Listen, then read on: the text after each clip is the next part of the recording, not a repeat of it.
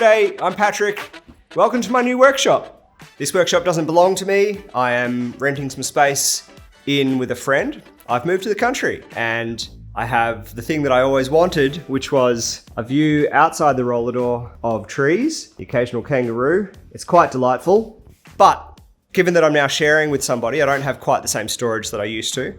And my first priority moving in was making a place to store the clamps, because the clamps ended up in a giant pile on the floor.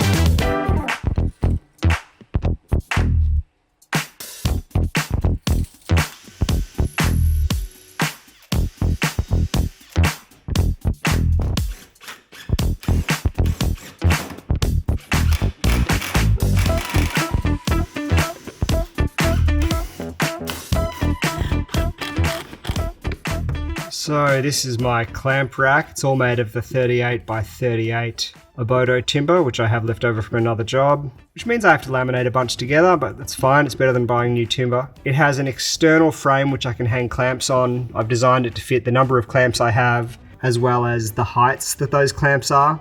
It also has some internal dividers here, which can hold some big long clamping cauls and some other big panel clamps that I have. The whole thing will sit on a little metal trolley that already exists. So it's just this welded frame with some wheels. That way I don't have to make something and I can wheel the whole thing around. So now I just need to start screwing this all together. This is not going to be fancy. I'm not going to use dominoes. I will glue and screw. I might use some brad nails wherever I need to. But the whole thing, it's workshop furniture. I need it to be strong, but I don't need it to look amazing. And ultimately, I just need to get it done so I can keep moving on with my work. My aim here is to build furniture, not to build workshop bits and pieces.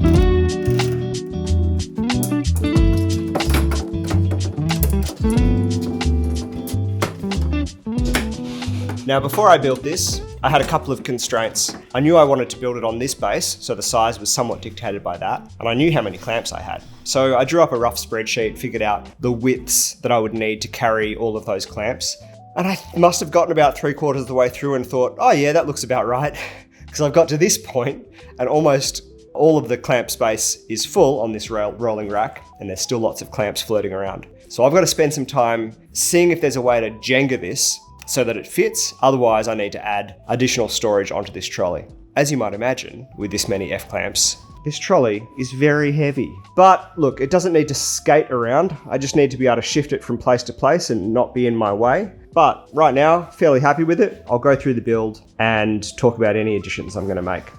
The way this is designed is so that the clamps can just slide over and their high handles slide down into that gap. The internal box serves 2 points. It means I can store things on the inside, like these big, tall clamping cauls that I use. And it also keeps these roughly in the same position. The other way these beams can be used is like this, and these soft clamps can be clamped onto there. These little baby ones can be clamped, just slipped over the railing as well, like that. I do have a couple of these Torquata clamping racks, which are really useful. You can store a variety of clamps on there. However, in this particular arrangement, I really had to prioritize squishing those clamps together as tightly as possible. That wasn't necessary in my old workshop. And that means that by putting them on this railing system, rather than these clamping racks, I can just fit them together a little bit tighter. I might end up screwing these to a wall and still using them for whatever clamps don't fit on here, but that's the reason that I haven't just covered this trolley in Torquata clamping racks.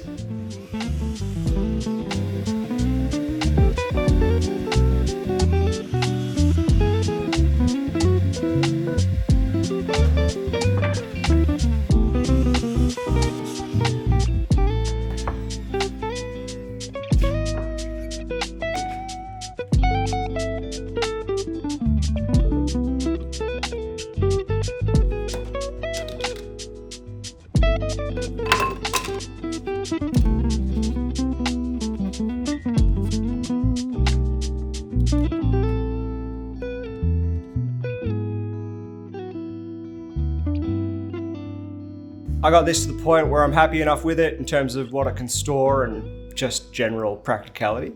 Now it just needs to be a little more user-friendly. It's got a lot of sharp timber edges. I'm going to be removing clamps sometimes in a hurry, and I need all the edges to be smooth, otherwise I'm going to end up putting big cuts in my hands. So most of that's just going to be with the trim router with the roundover bit and just smooth off every surface. This is, pretty agricultural. Screws, holes from previous use, some pretty rough ply that I think came from a crate.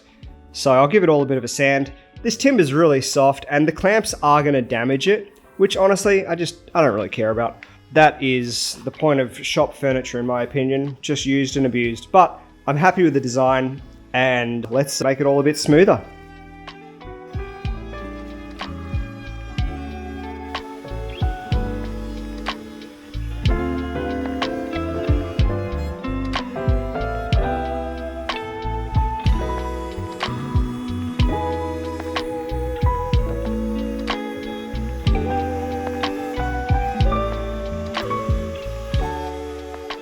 A couple notes about the way I constructed this unit.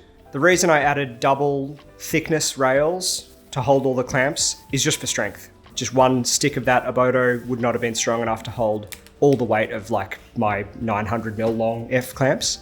The rails, those two sticks together, were glued, but basically everything else was just screwed, not glued. Part of the reason for that was I wanted to make sure that if I needed to make changes, I could. And obviously once something's glued together, there's not much you can do to fix that. Almost every screw that went in was pre-drilled and then screwed. I think that's really important in all timbers, but I have found that this timber can split quite easily. But really, anytime you're going to put a screw into timber, you should really pre-drill it. You'll get a much better result. I used a clear, essentially water-based polyurethane on all of the components, but I tinted it with some color. That's why it looks like a dolphin threw up on it. I like throwing color on my shop furniture. It's one little outlet of creativity I get to pretend I'm a painter, and it's only for me. So I get to do experiments and I get to use up all kinds of weird off cuts of paint and finish that I have. I rarely, almost never use a water-based polyurethane on anything. This was left over from some architectural job. And so I didn't want to use hard wax on this because the water-based polyurethane dries within an hour or so. It's really cold here, and if I was going to use something like an oil-based product or a hard wax, it wouldn't be dry, and I just wanted to get these clamps on here. Plus, I wasn't going to use the water-based poly for anything else. And I think it looked quite good on all of this. If you saw me painting it on, you would have seen that there was a slight purple tint to the clear that I put onto this dark timber. The main reason for that was just because there was some tint left over from when I did plywood panels, and that made the clear coat that I was putting on look slightly purple. But the other reason was it was just a bit of an experiment. I wanted to see if a bit of a purple tint would remove some of the warmth, some of the reddy yellow tones from this Abodo timber, and it did, and you don't see any of the purple in the final finish. It just looks brown. This thing's incredibly heavy, so these wings on the side act as handles, It's possible that the tiny wheels on this trolley just won't handle the weight, in which case I'll just need to flip the thing onto its back and weld some new wheels onto it. But I think for now it's fine. It is a bit of a beast to move around, but better than having clamps on the floor. Behold, an amazing, only slightly shoddy clamp rack. No, I don't think it's shoddy. It's just got, screws all over it, made of recycled timber. But I didn't want to buy material for this. It's just going to hold my clamps. I don't want to spend all my time making furniture for the workshop. I want to make actual furniture. So this is clamp rack. I love these little ones. Super handy. All my F clamps are stored on here, mainly Torquata and Pony Jorgensen. A couple of big Irwins, very old but nice and long. These little squeezy clamps are so handy. They're just, if you're in the workshop by yourself, it lets you, hold something if you don't have someone else there to hold it for you. Big long F clamps, whole mixed bag there, some old sort of antique Dawn clamps. I don't really use these squeezy clamps very much, so they're hidden behind here. But if I need them, they're there. It just keeps them out of a box. There's room here for expansion. I have a couple more of them at my house, so I can fit them on there. I can squeeze a couple more clamps on here if I need to. These are some giant panel clamps, and they're made in Victoria. They're fantastic for doing big glue ups. And these are my clamping cauls. So there's some dressed hardwood and softwood with a plastic layer which prevents glue sticking to them. And it's just really nice to have them all in there. The only clamps that aren't stored on here are my really long pipe clamps and sash clamps.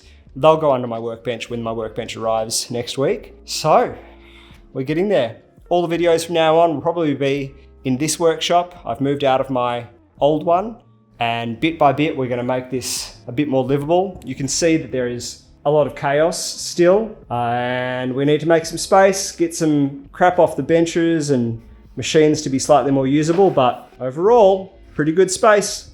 Thanks a lot for watching. Don't forget to like the video and subscribe to the channel. There'll be some links down below to a variety of things that I've used in this video and, all of these clamps. I love making these. Let me know if you have any questions about this. Obviously, this was designed for my purposes using timber that I had laying around, and yours will be completely different.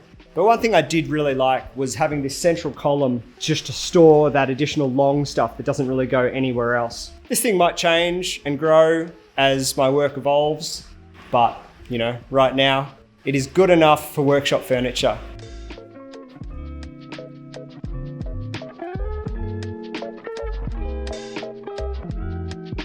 Thanks a lot for watching. I'll see you next week.